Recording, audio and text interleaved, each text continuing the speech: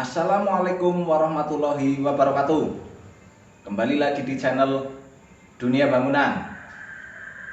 Untuk di kesempatan kali ini, di video ini kita akan membahas berapa kebutuhan kita untuk membeli alat kerja kita. Yang saya maksud di sini karena ini masih membahas seputar plafon, yaitu alat untuk membuat plafon, alat pasang rangkanya sampai nanti ke tahap penutupan kayak gitu ya. Kita akan bahas satu persatu biar teman-teman juga nanti bisa memperkirakan kalau mau beli alat dari satu set itu butuh berapa duit yang kita perlukan gitu. Kita akan coba share dari yang pertama, yaitu yang pasti kita butuh juga buat keseimbangan. Ini ada selang timbang atau water pass ya. Ini untuk harganya, ini sih sudah lama sebenarnya saya beli. Kalau nggak salah dulu saya beli itu untuk 10 meter kurang lebih di angka antara 100.000 sampai 150, itulah kisarannya begitu.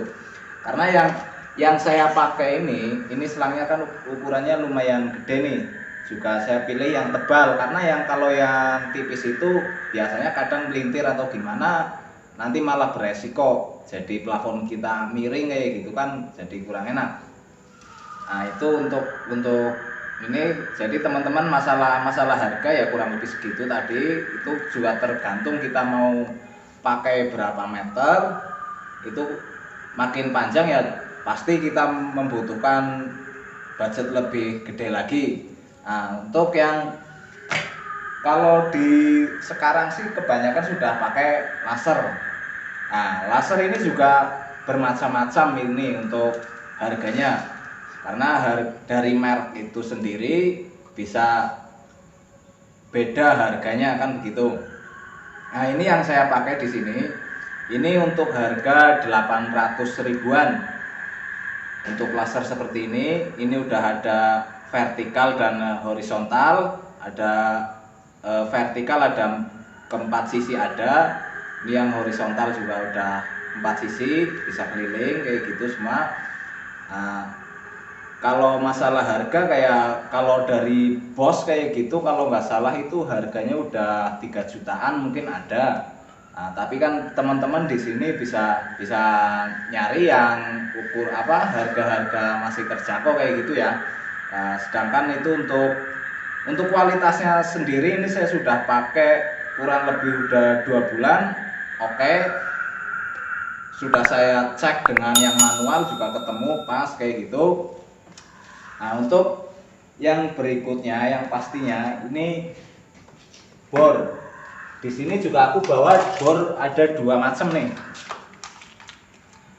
Kalau untuk bor yang ini cordless atau bor cas, ini juga semuanya kan beda merek, pasti beda harga dan beda kualitas, itu ya beda harga tentunya begitu.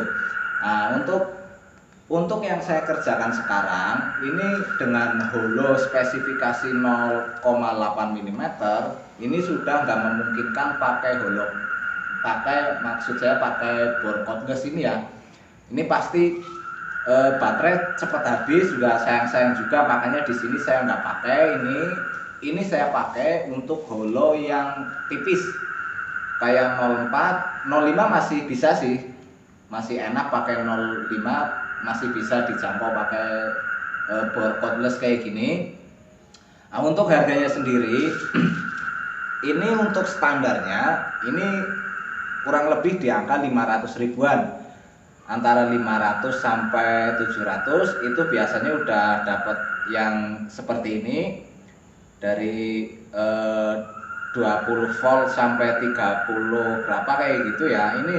Ini tertulis di sini 48, tapi kalau kita cek ini bohong. Ini kalau merek-merek Cina kebanyakan kayak gitu, cuma di tulisannya doang.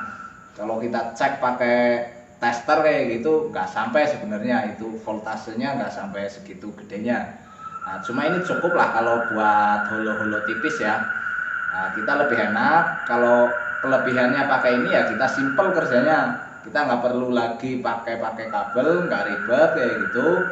Nah, cuma kelemahannya ini emang ya gitu, buat holo-holo ketebalan 08 ini udah nggak sanggup. Nah, kalau masalah harga tadi udah aku bahas ya. Untuk harga sendiri jadi ada yang di bawah 500.000, ada yang di atas 500.000. Jadi kita ambil tengah-tengahnya, ini 500.000 yang dapat 2 baterai. Nah, untuk yang bor kabel ini saya pakai Makita. Teman-teman juga mungkin banyak juga yang pakai Makita, mungkin sudah tahu masalah kekurangan dan kelebihannya. Untuk teman-teman yang pakai holo-holo tipis kayak gitu, mungkin dari bor yang punya mereknya si modern itu udah cukup banget sebenarnya. Tapi kalau untuk holo tebal seperti ini cepet banget panas itu bor-bor yang dengan harga segitu. Nah, ini dari Makita sendiri ini harga 600 ribuan. Nah, teman-teman bisa jumlah sendiri nanti ya, masalah totalnya ada berapa mungkin bisa jumlah sendiri. Nah, untuk kalau kayak bor modern kayak gitu itu kisaran 250.000. Nah, untuk Makita sama Bosch itu di angka 600 ribuan. Teman-teman bisa pilih sendiri, cocokkan dengan material yang teman-teman pakai. Kalau materialnya tebal, saya sarankan untuk pakai bor yang sedikit lebih mahal. Jadi nggak sayang-sayang juga bornya nanti cepat panas atau cepat rusak kayak gitu. Nah, berikutnya kabel ya. Kabel. Nah, ini saya bawa 2 kabel di sini. Nah, ini. Nah, jadi yang pertama saya mau bahas masalah kabel ini. Kabel ini sedikit lebih mahal dari kabel yang tadi itu, tapi untuk keamanan ini lebih aman. Untuk bor kayak gitu, jadi nggak panas, nggak takut meleleh. Emang sih harganya lebih mahal dari itu. Ini kisaran 300 sampai 400 per roll per 50 meter ya. Nah, tapi untuk kerja ya lebih enak, lebih keamanan ya. Tentunya kita cari bukan murahnya doang, tapi safety-nya juga kita perhatikan. Jadi untuk daripada kita resiko terlalu besar, karena saya sudah pengalaman, pernah saya kejadian pakai pakai kabel yang lebih murah. Itu sebenarnya bukan buat kabel listrik ya, itu kalau nggak salah buat audio, pokoknya speaker kayak gitulah. Itu diperuntukkan seperti itu. Nah, kita pakai buat listrik dengan bor-bor kayak gini itu udah nggak kuat. Ternyata saya pegang panas kayak gitu kan beresiko banget. Nah, seperti kabel yang ini nih. Nah, ini emang lebih murah kabelnya, cuma resikonya gitu, meleleh dia untuk bor. Apalagi kalau ini dibikin jadiin terminal kayak gitu ya, disambungin ke terminal lalu kita colok ada 4 sampai 5 bor kayak gitu. Ya karena kita kerja tentunya banyak teman kayak gitu ya. Apalagi namanya di proyek, terkadang ada tukang lain yang minjem, sedangkan dia pakai alat dengan tegangan lebih tinggi kayak gitu. Nah, nanti biasanya kejadiannya meleleh. Jadi saya sarankan untuk pakai kabel yang seperti yang tadi ya, yang hitam saya tunjukin kayak gitu. Nah, kemudian gergaji, ini gergaji besi. Nah, ini untuk harganya sendiri ini antara 50.000 sampai 100.000 juga ada. Nah, cuman untuk holo-holo tipis kayak gitu ya, kalau kita menggunakan holo tipis terkadang kita udah nggak ngebutuhin lagi ini gergaji, karena untuk holo tipis itu sendiri kita cukup potong pakai gunting itu juga bisa. Nah, tapi kalau sekarang yang saya pakai ini di proyek ini itu ketebalan holo 0,8 mm, itu udah nggak mungkin lagi dipotong pakai gunting. Kita menggunakan gergaji kayak gini ya. Mungkin kalau teman-teman yang punya banyak modal mungkin bisa pakai keting kayak gitu, itu lebih cepat. Ya tentunya dengan alat yang lebih canggih pasti kita membutuhkan budget yang lebih besar lagi. Di sini kita masih pakai gergaji besi. Untuk plafon di sini kurang lebih volume di angka antara 700 sampai 800 meter itu untuk flatnya aja kita masih bisa jangkau pakai gergaji. Sedangkan teman-teman sendiri juga udah lihat ya, banyak juga mainnya, permainan plafonnya, ada dropnya kayak gitu juga macam-macam. Udah banyak di video-video sebelumnya itu saya review, saya bikin konten segitu banyak, masih kita jangkau pakai gergaji. Memang sedikit lama sih, tapi ya ini lebih murah gitu. Kemudian untuk guntingnya, gunting juga aku udah pernah ya bikin videonya, itu mau pilih pakai yang kayak apa itu tergantung holonya, ketebalan holo. Sedangkan di sini saya menggunakan holo yang tadi yang sudah saya sebut ya 0,8. Saya menggunakan gunting ini. Ini untuk harganya sendiri ini antara 100.000 hingga 150, yang sampai 200 sudah ada itu.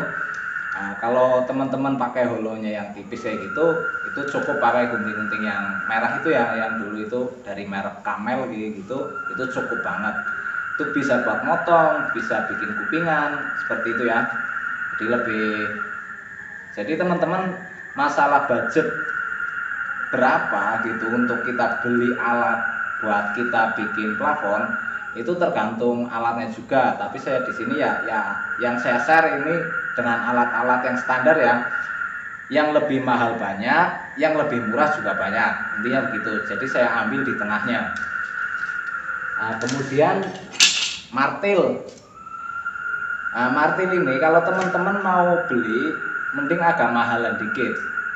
Mungkin di angka 80.000 hingga 100.000. Karena yang murah lebih juga banyak, cuman biasanya yang murah itu di sini yang kalah nih. Ini lama-lama cekung, jadi buat maku jadi susah. Di sini saya pakai yang harga 80 ribuan. Ini cukup, udah saya pakai berapa tahun masih kelihatan ya, masih rata kayak gini, masih enak kita pakai. Kemudian siku. Siku ini sebenarnya berfungsi kalau pekerjaan kita banyak drop. Kalau pakai drop ceiling kayak gitu ya, kita memerlukan siku. Tapi untuk plafon-plafon flat kayak gitu mungkin kita udah nggak butuh lagi siku. Itu cukup ngikutin ruangan aja udah cukup. Tapi untuk bikin model-model kayak gitu kita memerlukan siku, biar lebih siku kita bikin dropnya kayak gitu ya. Kemudian tang. Ya tang ini juga nggak semua tukang plafon memerlukan ya. Kalau yang pakainya holo-holo tipis biasanya nggak memerlukan lagi kayak gini. Cuman kalau holo tipis dia punya gantungan pakai root gitu ya. Jadi dia masih perlu tang juga buat ngencengin bautnya kayak gitu. Untuk harganya sendiri ini saya pakai yang merek dari Blitz ini ya. Ini saya beli dulu 60.000. Jadi ya lumayan ini. Ya kalau yang murah harga 20 ribuan juga ada itu, kalau cuma buat ngencengin kayak gitu udah cukup sebenarnya. Oh ya, tadi yang masalah siku ya, ini belum saya kasih harganya. Ini kemarin saya beli yang model seperti ini 40.000. Jadi teman-teman bisa totalin sendiri ya berapa kebutuhannya kayak gitu. Yang terakhir ini ada tembakan atau biasa teman-teman ngomongnya ramset gitu, kayak gitu ya. Untuk sebenarnya sih ramset itu sendiri kan cuma merek, sedangkan yang saya pakai di sini juga dari Superfix tuh. Ini sebenarnya udah dari berapa ramset yang karena rusak saya oplos, ini bawahnya Superfix, ini yang bawah sini, ini yang belakang ini dari Nankai. Jadi saya oplos sendiri, mana yang masih bisa saya fungsikan kayak gitu saya ambil dan saya jadiin satu, ini masih bisa dipakai.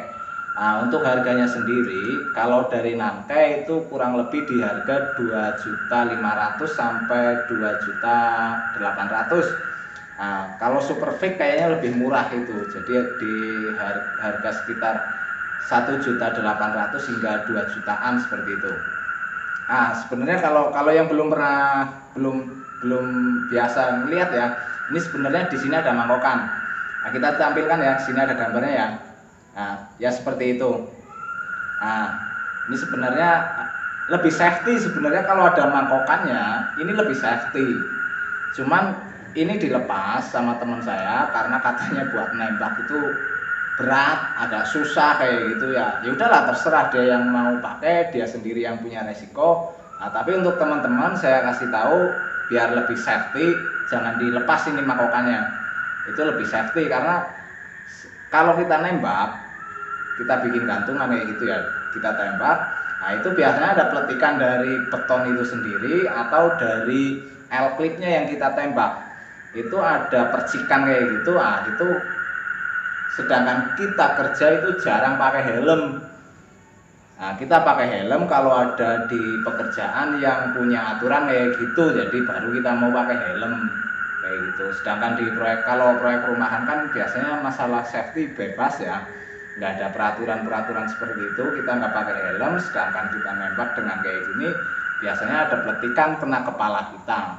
Nah, jadi saya sarankan buat teman-teman yang beli jangan dilepas itu buat mangkokannya, karena itu lebih melindungi teman-teman itu sendiri. Nah, udah cukup ya. Oh ya, mungkin untuk buat alat komponnya teman-teman nanti bisa melihat di video selanjutnya ya. Nanti kita review juga alat kompon yang mana yang lebih enak kayak gitu. Nah, jangan lupa subscribe biar nggak ketinggalan dengan video-video berikutnya. Terima kasih yang mau like, dan silahkan yang mau komentar, mau kasih saran, mau kasih kritik, itu terima kasih saya ucapkan ya. Cukup sekian. Assalamualaikum warahmatullahi wabarakatuh.